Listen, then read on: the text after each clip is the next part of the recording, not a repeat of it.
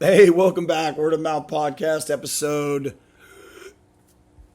16. All right, I'm starting to get that right. When you do these 10-minute episodes, you end up with a lot of episodes. But, I like the Sean Ryan show. I really do. The interviews he does are amazing, man. And I'm still listening to the Brad Geary one. Shout out to him and everything he went through. And what an awesome, well-articulated speaker.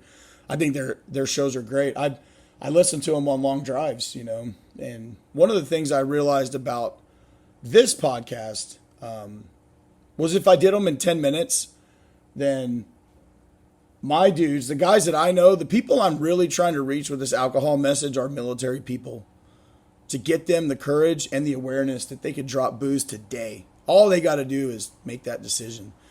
And as more and more people call me and say this is all they needed to hear, hey, that is worth more than the Medal of Honor to me. When one of my friends calls and says, "Dude, that episode was so deep, man. I didn't realize the juggernaut I was up against." Right? When you listen to Alcohol, the heavyweight champion of the world, that picture is at the funeral for my good friend Zach Bew, who was killed in a motorcycle accident in San Diego. Now, there was no alcohol involved in that, but that photo to me is iconic. It's me, Dan, Alex, Jim. We're standing around his casket saluting before they lower it down into the ground. And the reason I chose that photo for Alcohol, the heavyweight champion, is because if you decide to get in the ring, that's where you're going to be too. Alcohol has been beaten deep and killing people, millions of people, for centuries. And it will continue to kill millions of people for centuries. And so if you get in that ring with him, you are choosing death. That's why that photo is so appropriate for that story. Because if you choose to continue to drink, you are choosing death. You are choosing to go up against the heavyweight champion of the world, who will absolutely knock you flat out and kill you. And the cool thing is, life out on the outside of the ring ain't that bad, man. It's actually really damn good. The thing about it is, though, in order to get to the outside of the ring and to live a happy life out here, you have to do the one thing that is buried deep in your soul not to do, which is quit. That's why so many special operators hang on for so long, because we will literally die before we will quit anything. When we went through training in Coronado, we were either going to die on that beach or we were going to graduate that program. Those were the only two options in our heads. And when you take a mentality like that and you put it towards bad things, they will take that exact same approach to the end. These guys will fight to they will go down in a freaking blaze of glory, triumphantly on a foreign battlefield, and take 100 douchebags with them before they will surrender and quit, right? And so they are stuck on a hamster wheel of misery and hell. And they are so damn determined that they're going to win. They're going to figure this thing out. They're going to figure this alcohol thing out. They're going to figure out how to be a normal drinker. They're going to keep alcohol as a part of their life because alcohol is a part of life. I think all these reasons why, right? All that is denial. And the moment you say, "I'm powerless over alcohol," that grip is released and you can do something about it. But I'll tell you what, you are going to have to do the one thing you are genetically coded not to do, which is quit. You got to quit booze, right? That's why I talk about the toxic breakup. You got to quit. You're going to have to ring the bell to all my team guy buddies out there. You're going to have to ring the bell, right? And when you do, ring it like Demi Moore on G.I. Jane. Ring that thing with a bat. Let it ring from every mountaintop in the world. Let people know that you're done. It's over. No more booze. I'm not in the ring. I'm going to live a happy life. I'm going to leave the heavyweight champ where he belongs, in the ring, knocking people out, where he's been for centuries and where he will be for centuries. So I hope that you can make that decision. And if you're on the fence, call me. Let's talk. I'll help you get over. I'll pull your ass out of the ring myself, just like some of my buddies did when I went through my low time. I decided after 2.5 years of sobriety and some really low times, a layoff, that I was going to drink again, and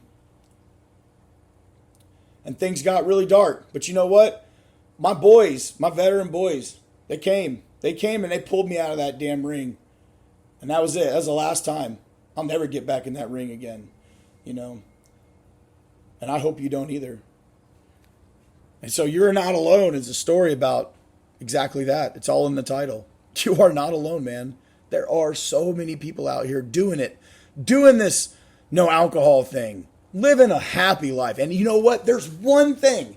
All these people that I've met all over the planet, all races, all walks of life, alcohol is the global pandemic. It affects every country, every religion, every race, gender, creed, sex. It doesn't matter. It affects everybody.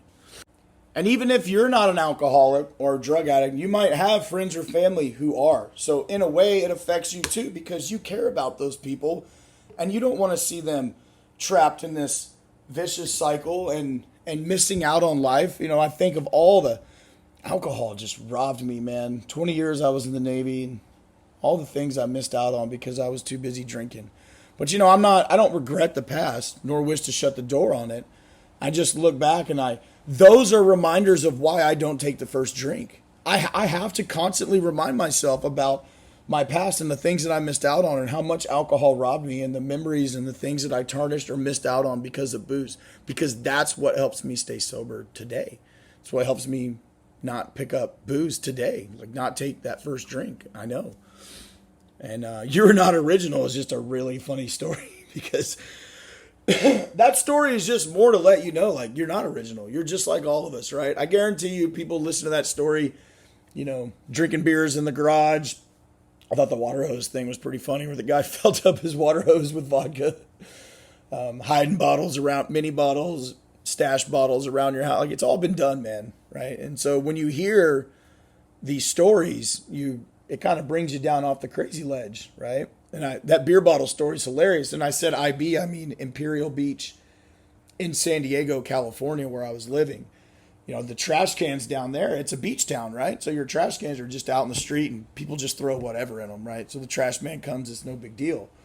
But then you move to a quiet neighborhood in Virginia Beach and you got 100 plus Bud Light Platinum bottles because the recycle only comes every other week, right? Every 2 weeks.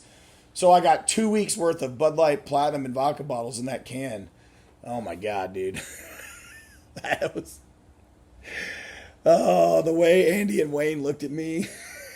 Like, they looked at the truck, and then they looked at me. They were like, dirtbag. Oh my God. So, but like I said, alcoholics don't see a problem at that point. Like when I put up the mini bar, the vodka bottle of shame, right? And I noticed that I had drank half the bottle. That was the first time in my life I had noticed the amount of alcohol that I was actually consuming, because it's the first time that it came out of one bottle. I lived in dude houses, right? Like Navy guys. We had 2-3 guys to an apartment. Booze was on the counter. You poured it and you drank it. You never really kept track of how much you were drinking. It wasn't until I got married and I was, in a relationship with someone, and that bottle was the only place where my alcohol was coming from, that I actually looked up and realized I had drank half a Bacardi bottle and I didn't even have a buzz yet. Like, whoa, right? And that sent me into a multi-year whirlwind of filling that bottle up and replacing it. I was in a 6-year war with that bar that nobody knew but me. Like, my wife didn't even know. Like, that bar consumed my life, right? It was the worst thing she could have ever done, but I don't blame her. She did it out of good intention. It's just, she didn't realize I was an alcoholic. And, the toxic breakup, dude. And that is exactly what getting off drugs and alcohol is like. You are obsessed about it, just like your ex-girlfriend or boyfriend, every second, every minute of the day. But as time goes on, their memory fades. You meet other people, you find other things to do, and you don't think about them anymore. And that's the same thing that happens with booze. It takes about 6 months and then your life will go on. So if you need help, reach out. Let me know. Let's do this. Let's get you to join life outside the ring. You're worth it. Your family's worth it. You're worth it. Your kids are worth it. Your parents are worth it. Everybody in your life is worth you being the best version of yourself. And I promise you, if you're anything like me and the guys I know in the Navy, we are not the best versions of ourselves when we're drinking. None of us are.